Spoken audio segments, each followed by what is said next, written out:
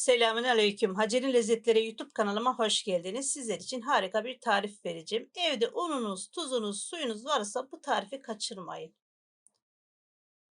Hamurumuzu yoğurmakla başlayalım. 1,5 su bardağı su, 300 milim. Daha fazla yapmak isterseniz miktarını artırabilirsiniz. Şekerimizi, tuzumuzu ilave ettik. Gramajları açıklama kısmında yazacak. Unumuzu ilave edelim. İçerisinde yumurta, süt, yoğurt yok. Maya yok. Gayet basit. Çok da lezzetli oluyor. Unumuzu azar azar ilave edelim. Öncelikle spatula ile toparlarsak yoğurması daha kolay olur.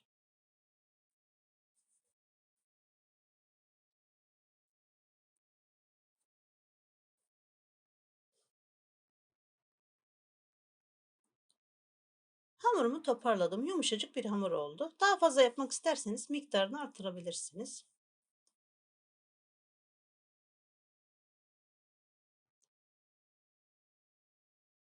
Hamurumu masama aldım. Üzerine altını üstünü unlayalım. Bezeleri ayıralım.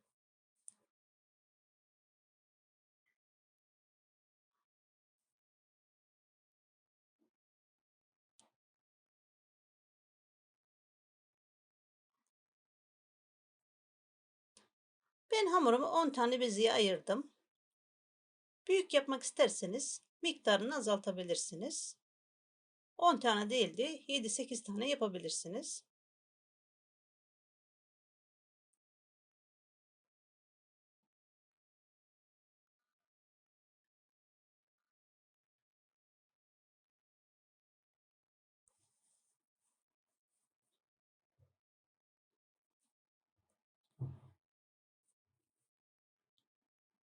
Bezelerim hazır.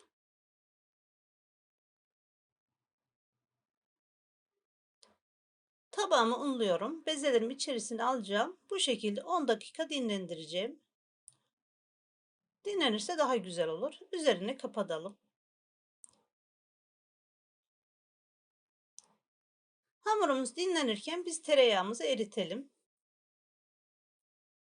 Tereyağımı erittim. 150 gram tereyağı. Yarım çay bardağı sıvı yağ 50 milim.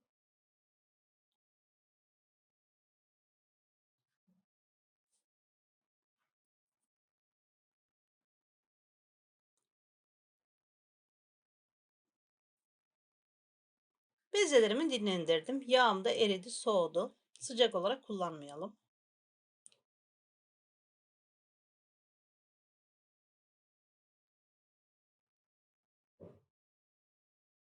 Bezelerimizi açmaya başlayalım.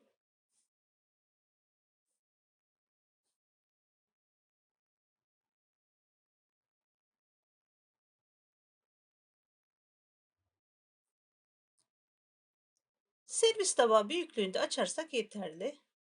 İçerisine 2 tatlı kaşığı sıvı yağ koyalım. Fırçayla her tarafına gelecek şekilde gezdirelim.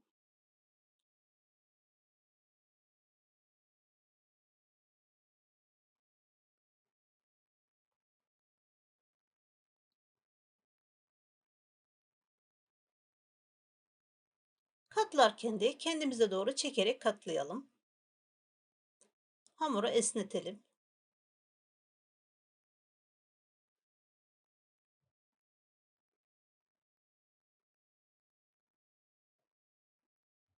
Burgu yapalım. Bu şekilde daha güzel olur. Daha genişler, esner.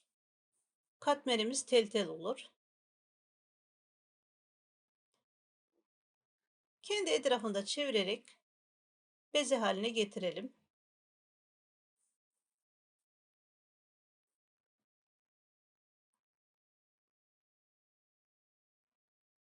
Bu şekilde yapıp dondurucuya koyabilirsiniz. Daha sonra çıkarıp da açıp kızartabilirsiniz. O şekilde de güzel olur.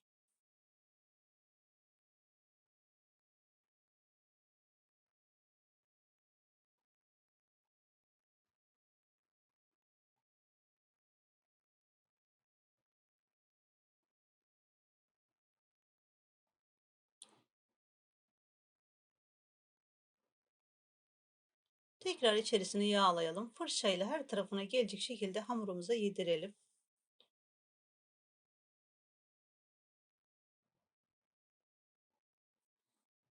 Videomu buraya kadar izlediyseniz, nereden izlediğinizi yazarsanız çok sevinirim. Beğenip paylaşmayı unutmayın. Yorum yazmayı unutmayın.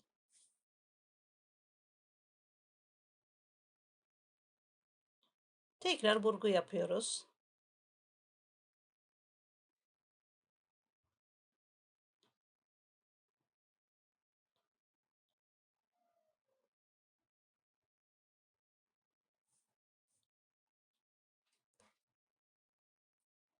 Tavamızın içerisine koyalım, üzerini kapatalım. İsterseniz servis tabağının içerisine de koyabilirsiniz. Üzerini streç filmle kapatalım. 15 dakika dinlensin.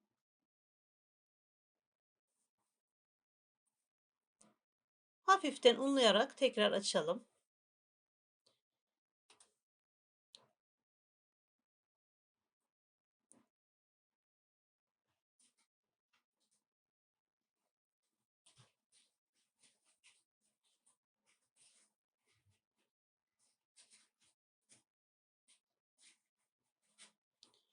Büyüklüğünü tavanızın ölçüsüne göre ayarlayın. Tavanız küçükse fazla büyütmeyin. Çok aşırı da inceltmeyin. Kuru olur, o zaman da güzel olmaz.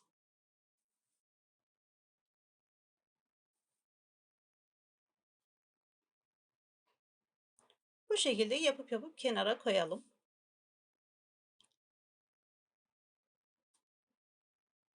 Tavamızı yağlamıyoruz. Sadece katmerlerimizin üzerini yağlayalım.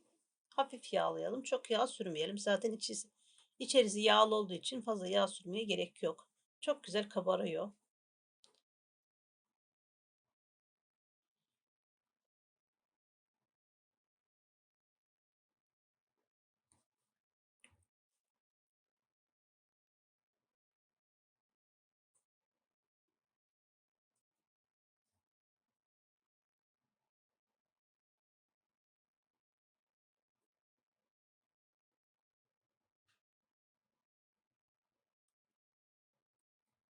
Gördüğünüz gibi alt üstü nar gibi kızardı.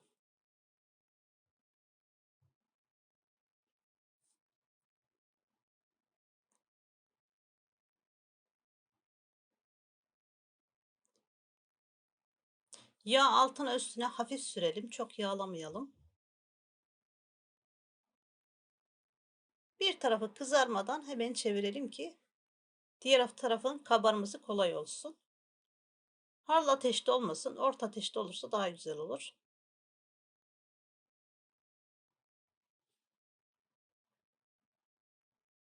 Çok da kısık olduğu zaman ateş üzerinde hamuru kurutur.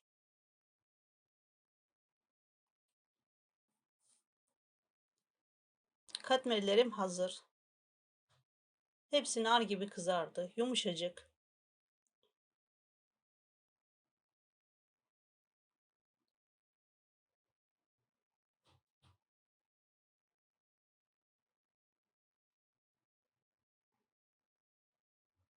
Görüyorsunuz. Kat kat ayrılıyor araları.